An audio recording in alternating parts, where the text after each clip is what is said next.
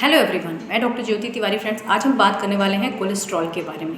बढ़ता हुआ कोलेस्ट्रॉल आपके लिए भी एक टेंशन है, हमारे हार्ट के लिए भी एक टेंशन है, क्योंकि अगर कोलेस्ट्रॉल बढ़ रहा है तो आपका ब्लड प्रेशर भी हाई हो सकता है और हार्ट पे प्रेशर पड़ता है, क्योंकि जो ब्लड है, जो सर्कुलेशन हो रहा है वो हार्ट के थ्रू होता है और ब्लड गाढ़ा हो रहा है, तो हार्ट पे प्रेशर पड़ने की वजह से कार्डियक अरेस्ट के भी बहुत ज़्यादा चांसेस रहते हैं, स्पेशली इन विंटर सीजन। तो कोलेस्ट्रॉल क्या है, इसको हम किस तरह से मैनेज करें, होम्योपैथी किस तरह से हेल्प करती है, आज हम इस बारे में बात करेंगे friends. So welcoming you all in my page and आज हम डिस्कस करते हैं कोलेस्ट्रॉल पे। सो देखिए, कोलेस्ट्रॉल का मतलब है, अगर हम नॉर्मल भाषा में बात करें तो जब भी आपका ब्लड गाढ़ा होने लग जाए, हमारी बॉडी में जब फैट बढ़ने लग जाता है, और वो फैट मेनली कहाँ होता है, लीवर में होता है, और उस लीवर के थ्रू वो सेल्स से फिर वो पूरी बॉडी में सर्कुलेट होता है। तो fat is also essential for our body, but कई बार क्या होता है कि हम कुछ ऐसा डाइट्रिक इंटेक करते हैं जिसमें ऑयली फूड्स ज़्यादा हो, जिसमें फैट या कार्ब का इंटेक आप ज़्यादा करो, जैसे आप ऑयल ज़्यादा ले रहे हो या फैटी फ्राइड फूड्स आप बार बार रिपीट कर रहे हो, तो उसकी वजह से हमारी जो बॉडी में फैट है वो स्टोर होने लग जाता है, और फिर हम वही फैट सेल्स के थ्रू हमारी ब्लड के साथ हमारी बॉडी में सर्कुलेट होता है, जिसमें हमारा हार्ट बहुत इंपॉर्टेंट रोल प्ले करता है।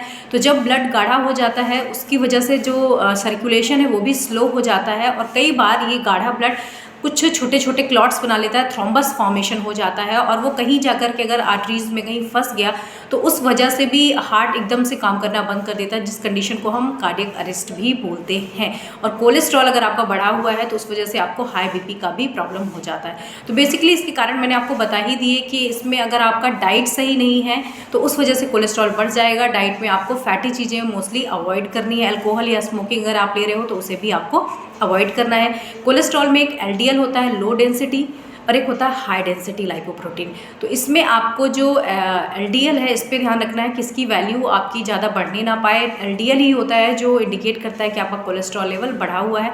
एसडीएल को गुड कोलेस्ट्रॉल बोला जाता है, क्योंकि अगर इसकी वैल्यू हमारी बॉडी में बढ़ी हुई है, इसकी जो मात्रा होती है, तो ये इंडिकेट करता है कि आपका हार्ट सही काम कर रहा है और आपका जो कोलेस्ट्रॉल है वो कंट्रोल में है।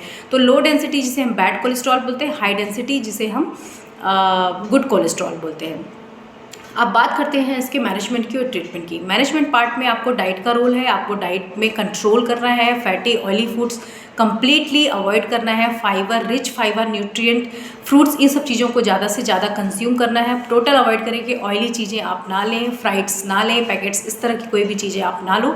एंड साथ में आपको अल्कोहल और स्मोकिंग को भी स्टॉप करना पड़ेगा, this is very very important. Regular exercise करें, walking is the best exercise to control cholesterol, और इसके लिए कुछ स्पेसिफिक एक्सरसाइजेज भी हैं, आप उनको भी अपना करके अपनी लाइफस्टाइल में एक्टिवली एक्टिव होकर के अपने कोलेस्ट्रॉल को कंट्रोल कर सकते हो।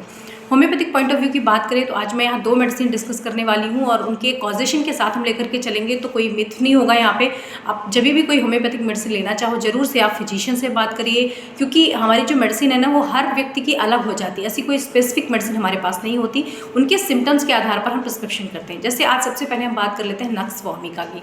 This is also wonderful remedy, specially in those patient जिनका डाइजेशन एकदम स्लगिश हो जाता है, और जिन्होंने बहुत अल्कोहल या स्मोकिंग कंज्यूम किया है बॉडी में, और लॉन्ग टर्म तक स्लगिश हैबिट रही है, सेडेंट्री हैबिट रही है, मतलब बैठे बैठे वो सारा काम करते हैं, कंप्यूटर वर्क करते हैं, एंड स्ट्रेन बहुत ज़्यादा है, मेंटल स्ट्रेन बहुत है, काम को लेकर के ओवर एक्सर्शन है, बिजनेस का बहुत ज़्यादा प्रेशर रहता है उनके ऊपर, और ऐसे पेशेंट फैटी फूड या बैठे बैठे होता है ना, कई सारी चीज़ें खाए जा रहे हैं। तो इस तरह से नक्स वोमिका में बहुत इंपॉर्टेंट है कि जो पेशेंट बैठ करके स्नैक्स ले रहे हैं, फिर फ्राइड ले रहे हैं, टाइम नहीं उनके पास, चाय कॉफ़ी भी ज़्यादा कंज्यूम कर रहे हैं, स्मोकिंग या अल्कोहल के इफ़ दे आर एडिक्टेड, तो वहाँ पर ये रेमेडी इंडाइजेशन क्रिएट करती है। स्टार्ट में फ्लैचुलेंस होगा, आपको इरेक्टेशंस आएंगे, नॉशिया वॉमिटिंग रहेगी, बहुत ज़्यादा आपको एसिडिटी का फॉर्मेशन होगा, फ्लैचुलेंस होगा, और साथ में आपका कोलेस्ट्रॉल बढ़ सकता है, क्योंकि यहाँ पे लीवर फंक्शन इम्पेयरमेंट होता है। इसके लिए नक्स वोमिका बहुत अच्छा रोल प्ले करती है। ये पेशेंट बेसिकली चिली पेशेंट्स होते हैं, इनको ठंड बहुत ज़्यादा लगती है, दे ऑलवेज वांट कवरिंग की उन्हें बहुत डिज़ायर रहती है, इवन समर सीजन में भी वो हमेशा कवर करके रहते हैं।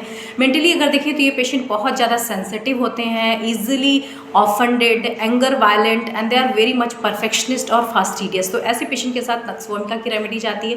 पोटेंसी की बात करें तो 30 to 100 से लेकर के 1 m पोटेंसी तक हम इसको प्रिस्क्राइब करते हैं। It's completely depend upon the patient, their ages and their susceptibility. दूसरी रेमेडी है हमारी कोलेस्ट्रॉल।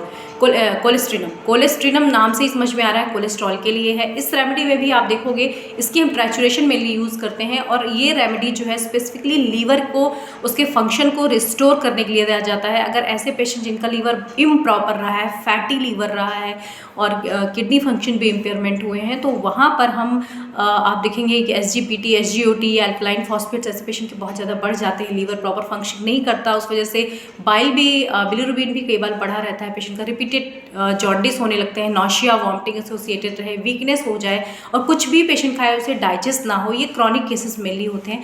यहाँ पर हम कोलेस्ट्रिनम ट्रैचुरेशन फॉर्म में 3x, 6x, 12x तक जाते हैं। इसका डोज भी पेशेंट की कंडीशन पे डिपेंड करता है, उसके ससेप्टिबिलिटी और उसकी क्रॉनिसिटी पे, कितना क्रॉनिक केस हमारा हो चुका है और कौन सा डोज हमारे पेशेंट के साथ जाएगा, उस आधार पे हम इस रेमेडी का सिलेक्शन करते हैं। So these 2 remedy are very very important, specially जो पेशेंट लीवर फंक्शन के साथ इम्पेयरमेंट हुए हैं और जिनका लॉन्ग हिस्ट्री रहा है इंडाइजेशन का और लीवर फंक्शन प्रॉपर काम ना करने का। तो सारी मेडिसिन जो है होम्योपैथी में ये मेनली इंडिविजुअलाइजेशन पे ही काम करती हैं और ये सिम्टम अगर आप मिल रहे हैं तो जरूर से आप इसको प्रिस्क्राइब कर सकते हैं। You can get wonderful result and completely cure with these remedy. So this is all for today. Thank you so much for watching.